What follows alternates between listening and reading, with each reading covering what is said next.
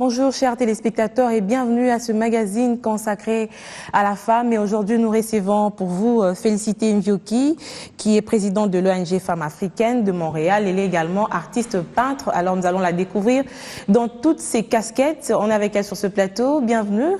Bienvenue et bonjour Feza. Merci. Tout à l'heure je le disais, vous êtes artiste peintre, vous êtes présidente d'une ONG, vous êtes mariée. Ça veut dire que vous avez beaucoup de casquettes, mais quel était votre rêve en tant que petite fille? Qu'est-ce que vous vouliez devenir au finish? Alors, toute petite, à l'école primaire, je voulais devenir maîtresse, un peu comme toutes les petites filles. Ensuite, en grandissant, j'ai voulu devenir médecin. Donc, quand j'ai fini, finalement, vous n'êtes ni maîtresse ni médecin. Ni médecin, c'est ça, c'est un peu fou. J'ai même commencé l'université en médecine, en première année à l'UNIKIN.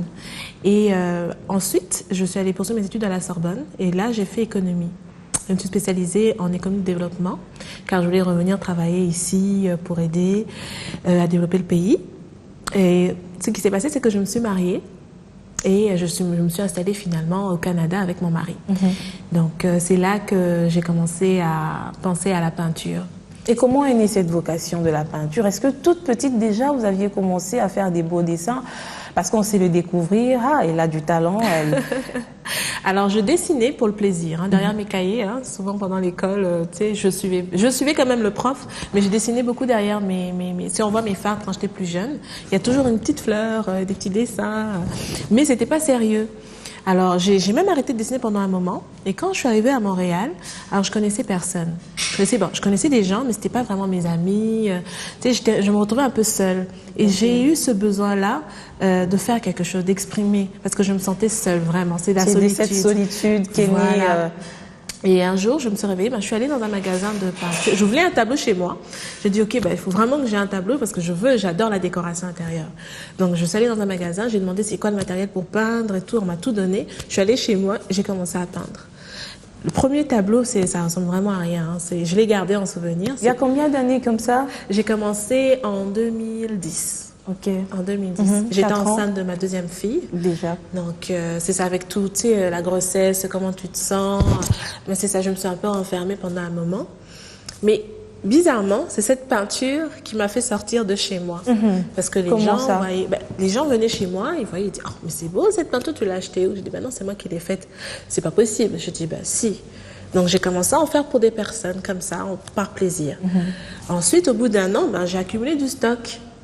Et j'ai commencé à prendre des cours d'entrepreneuriat d'entreprise à Montréal. Et là, la chargée de projet me dit, mais tu devrais exposer parce qu'ils ont une galerie dans leur entreprise. Donc, j'ai eu ma première exposition en décembre 2011 à Montréal. C'est parti vite. Ah, c'est parti vite. Alors, quels sont les thèmes que vous exploitez les plus dans votre peinture? Alors, principalement, c'est l'amour. Parce que Pourquoi l'amour? L'amour, c'est la base de tout. Vous pouvez faire tout ce que vous voulez, vous pouvez avoir beaucoup d'argent, vous pouvez être une personne intelligente, tu as toutes les bonnes idées du monde, tu peux faire tout ce que tu veux, aider les gens, mais s'il n'y a pas d'amour derrière ce que tu fais, ça ne sert à rien. Il n'y a pas de récompense divine, comme je dis, parce que je suis chrétienne. Et je l'assume. Donc, pour moi, l'amour, c'est une base de beaucoup de choses, l'amour du prochain. Et aujourd'hui, vous avez certainement beaucoup d'œuvres par rapport à ce que vous faites. Est-ce qu'il y a des thèmes qui sont particulièrement orientés vers la femme? Ah oui, parce que quand j'ai commencé, c'était vraiment... c'est bizarre. De toute façon, quand on parle de l'amour, on voit la femme incarne mieux l'amour. On voit le couple aussi. Oui, tout à fait. On voit le couple parce que, en fait, la femme particulièrement, parce que moi-même, j'étais enceinte quand j'étais en train de commencer. Et vous saviez que j'ai compris il y a quelques mois que ce que je peignais, c'était moi-même, en fait. Parce que moi-même, je ne savais pas vraiment ce que je faisais.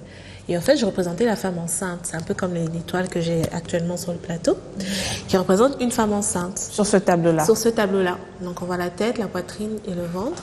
Et ça, parce que pour moi, la femme, c'est l'essence de la vie. Bien sûr, on a besoin de notre conjoint, on a besoin d'un pilier, parce qu'on est complémentaires dans le couple. Mais pour moi, la femme était quand même comme cette base-là. Dans le foyer, c'est elle un peu qui dirige un peu, sans que l'homme, bien sûr, se sache. C'est un peu subtilement. Elle dirige subtilement. Mais c'est elle qui pose les bases. Parce que l'éducation des enfants, quand on sort, on regarde qui? C'est la femme. On le dit même, éduquer une femme, c'est éduquer toute une nation. C'est ça. Donc quand on voit l'enfant qui est mal habillé, c'est qui qu'on regarde? La femme. Toujours, on ne regarde pas l'homme. Et même dans le couple, la femme est souvent reprochée par son mari. Mais tu as vu ton enfant quand il a mal agi, hein? Ton enfant a mal agi, tu as vu ton enfant. Exactement. Et quand ça réussit, c'est mon enfant. Exactement. Mais bien sûr, heureusement que les enfants sont quand même, comment on dit, reconnaissants envers leur mère, hein, parce qu'ils savent que la maman accepte beaucoup de choses, prend sur elle. Donc, comme on voit dans la société actuellement, c'est pas toujours évident pour les femmes. Mais je pense qu'avec l'amour, même dans le couple, quand l'homme aime sa femme, ça permet de s'épanouir. Ça permet à la femme de briller. Tout à fait. Et là, vous aviez parlé d'une femme enceinte. C'est le premier tableau peint en rose. Celui qui est à côté de moi, il est peint en mauve. C'est quoi le thème? Le thème, c'est l'amour à deux, la fusion. Tu sais, quand l'amour est fusionnel dans un couple, comment ça permet d'avancer ensemble. Vous savez, quand il y a des couples, vous les voyez, vous vous dites, mon Dieu, ils sont tellement bons ensemble qu'ils avancent. C'est l'amour, tu sais, c'est comment ils se font confiance, ils s'encouragent, tu sais, ils se soutiennent dans tout. Et pour moi, ce tableau, ça représente ça. C'est vraiment la fusion entre deux personnes qui s'aiment réellement. Finalement, qu'est-ce que ça t'a rapporté sur le plan humain et sur le plan professionnel, toutes ces expériences que toi-même tu as vécues en tant qu'artiste, en tant que mère, en tant qu'entreprenante aussi, hein, et épouse, pourquoi pas, toutes ces casquettes. C'est ça. Alors, ce que ça m'a apporté, moi, professionnellement, c'est que je peux faire ce que je veux. Quand on apprend à faire des choses toute seule, on se rend compte que dans la vie, il n'y a pas que les études qui comptent. On peut faire énormément de choses avec les deux mains que Dieu nous a données. Tu sais, parfois, je me dis, essayez de comptabiliser le nombre de choses que vous pouvez faire avec deux mains. C'est incroyable, hein? Si vous comptabilisez tout dans une seule journée. C'est vraiment pouvoir arriver à 100. Et quand on regarde ce on ne fait pas, c'est là qu'on se dit, c'est pas possible. Je peux le faire, mais pourquoi je ne le fais pas? La volonté. Dans notre culture, il y a souvent ce manque de volonté de faire les choses et de sacrifice. Surtout du côté des femmes. Les femmes, souvent, elles se sacrifient pour son foyer et elles s'oublient. Par amour aussi, hein, mais elles s'oublient. Pourtant, pour que la femme soit épanouie, il faut qu'elle arrive à faire aussi ce qu'elle veut. Pas qu'elle fasse les choses mal, non, mais ce qui peut lui permettre... Il faudra aussi que l'environnement lui soit favorable. Exactement. Mais parfois, il y a des petites choses à faire, hein, comme écrire. Tout le monde peut écrire. Mais pourquoi on ne le fait pas? Pourquoi on ne se dit pas, je vais écrire sur ma vie? Parce que nos vies sont uniques. Oui. Mais combien de personnes le font? Chacun a son expérience. Il n'y en a pas beaucoup.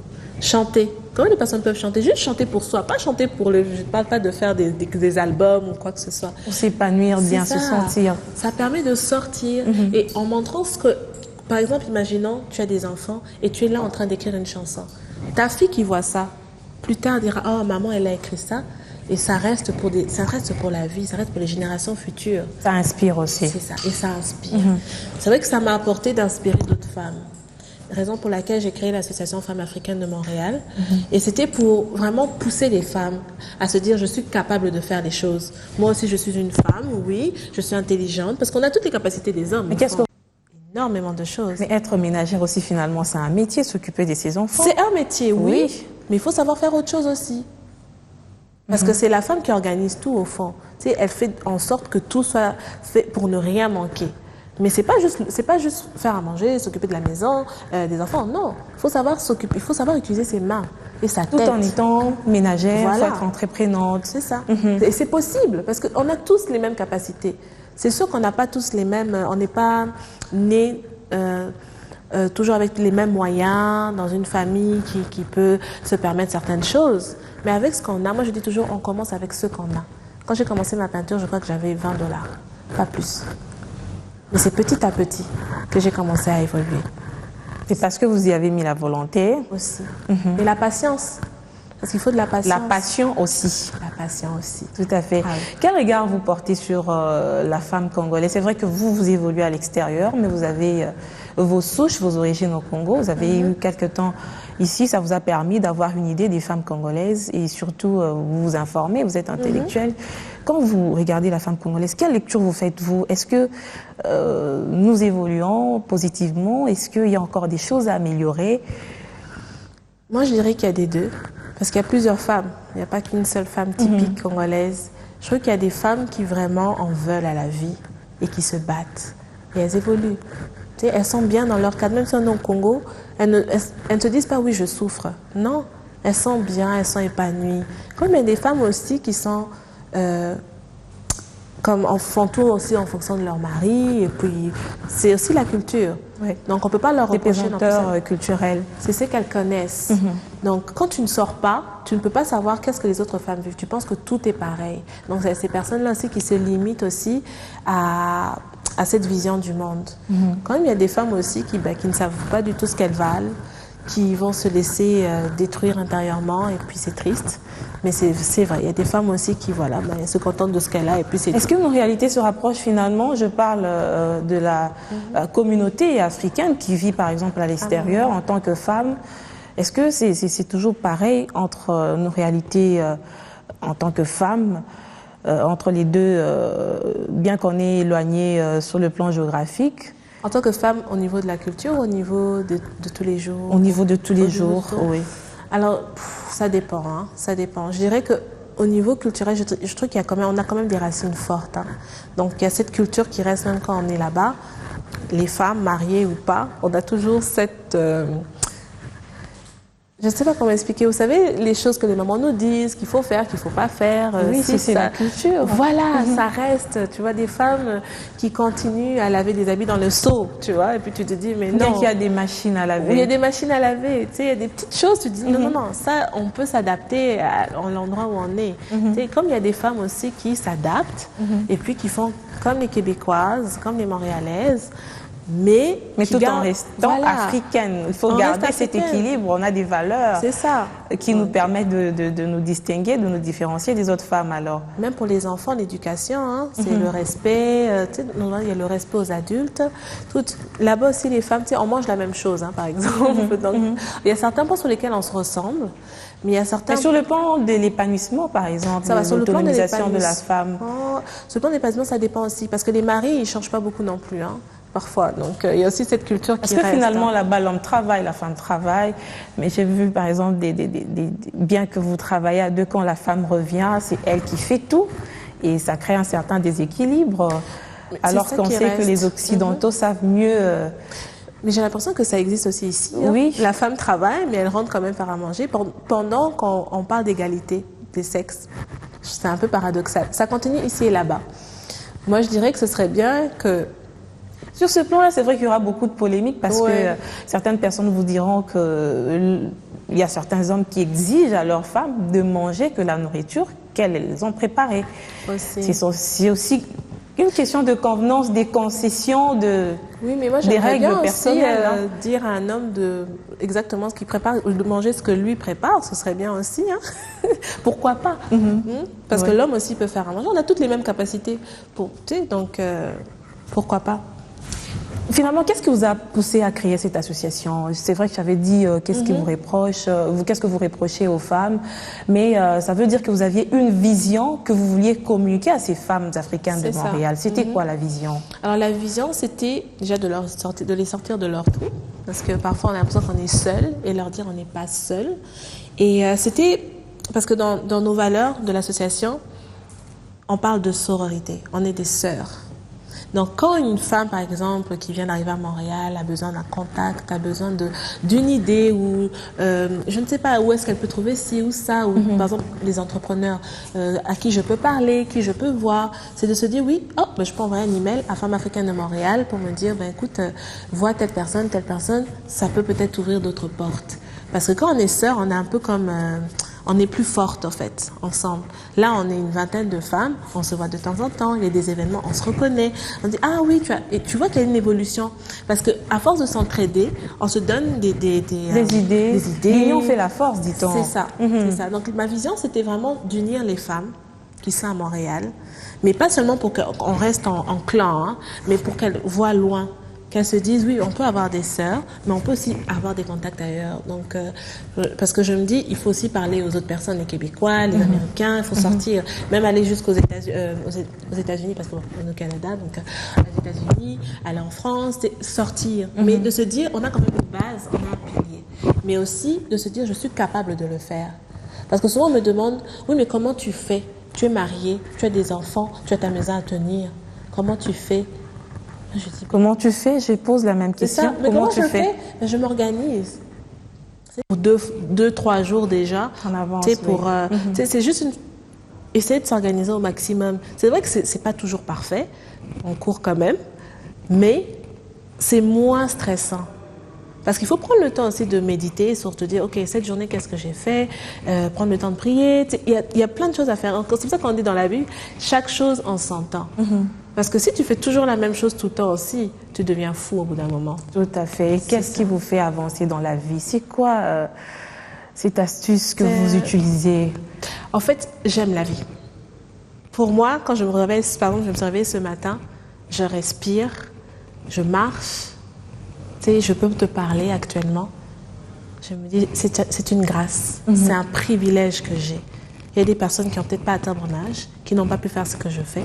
Alors chaque jour, je me dis, je peux faire les choses. Et ça me motive. Parce que souvent, on est là, oh oui, ma vie est triste. Écoute, tant que tu vis, ça veut dire que tu as quelque chose encore à faire sur Terre. Ça veut dire que tu as encore une mission. Moi, je pense que j'ai une mission, tu sais, encourager les femmes. Donc, c'est pour ça que ça me motive. Est-ce que vous envisagez aussi, par exemple, venir ici à Kinshasa pour le même motif? J'aimerais beaucoup. J'aimerais beaucoup. Venir encourager les femmes ici à faire des choses. Tu sais, ça peut être des ateliers, même des ateliers de peinture. Déjà là-bas, je donne des ateliers de peinture aux femmes et ça permet de sortir les émotions. Qu'est-ce que vous faites exactement dans ces ateliers? Alors, les femmes arrivent, j'ai une sorte de questionnaire. Je travaille avec une amie qui est dans Femmes africaines de Montréal, qui s'appelle Maria. Et avec elle, tu sais, on a un questionnaire. On essaie d'échanger avec les femmes avant l'atelier. Ensuite, on commence à peindre. Les femmes peignent leurs émotions. À la suite, ce qui se passe, c'est qu'elles vont nous expliquer leur tableau. Et c'est là que tu sens tout ce qui est sorti dans le tableau. Donc c'est ça que les ateliers, ça permettait, la femme se fait comme un bilan. À la fin de l'atelier, elle a comme un bilan de ce qu'elle ressentait, de ce qu'il faut changer, tu sais, de comment être mieux après. Est-ce que finalement, les résultats de ce que vous faites par rapport aux femmes, vous les avez déjà eus? J'ai beaucoup de témoignages au fond. J'ai une femme qui a commencé à peindre, par exemple. Elle se sent bien, donc elle commence à peindre pour elle-même. Elle s'est découverte? Elle s'est découverte une passion. Donc elle commence à peindre avec plaisir. Parfois, elle me montre ses tableaux et puis je lui donne des astuces. Parfois, il y a des femmes qui m'envoient des emails pour me dire, tu m'as inspirée. Aujourd'hui, j'avais envie de faire ça. J'avais ça comme idée. Je me disais que je n'étais pas capable de le faire, mais j'ai tenté, j'ai essayé. Parce que quand on n'essaye pas, on ne sait pas. Donc, c'est un peu ça. C'est un peu ça, comme vous le dites. Qu'est-ce qui, selon vous, serait à la base de ce frein ou ce blocage de la femme qui ne sait pas se découvrir? Finalement, l'épanouissement, c'est pas seulement le fait d'être une femme engagée dans la politique, c'est pas une femme qui va au bureau. L'épanouissement, c'est comme vous l'aviez dit tout à l'heure, c'est quand on sait se découvrir, on sait qu'on est utile à la société d'une manière ou d'une autre. Mais qu'est-ce qui bloque? C'est parce que je pense que les femmes s'oublient beaucoup. En général, dans la vie, même quand on est chez nos parents, tu sais, tu fais les choses en fonction des parents, tu te maries, tu fais les choses en fonction du mari. Mais on oublie de faire les choses aussi en fonction de nous-mêmes. C'est pas égoïste, c'est normal. Parce que l'amour, ça commence par soi-même. Si tu t'aimes pas toi-même, comment tu peux aimer les autres? Donc je pense qu'il faudrait déjà chercher en soi, ok, moi, qu'est-ce que je suis capable de faire? Qu'est-ce que j'aime faire? C'est des questions qu'il faut se poser. On ne se les pose pas. Même moi-même, je ne me les posais pas. J'ai fait ça après. Tu sais, c'est des petites choses. Il y a un autre point, c'est aussi le soutien. Parce qu'on a besoin du soutien de nos amis, de nos parents. Et quand on est marié... C'est pas évident, ce soutien-là. Par moments, il n'arrive pas. Il faut chercher à s'en sortir de soi-même. Ah oui, mais même, c'est ça qui pousse aussi, le soutien. Si je suis aujourd'hui là, c'est parce qu'il y a des gens qui m'ont soutenu. Il y a des gens qui m'ont envoyé des emails pour dire, tu sais ce que tu fais, c'est bien, continue.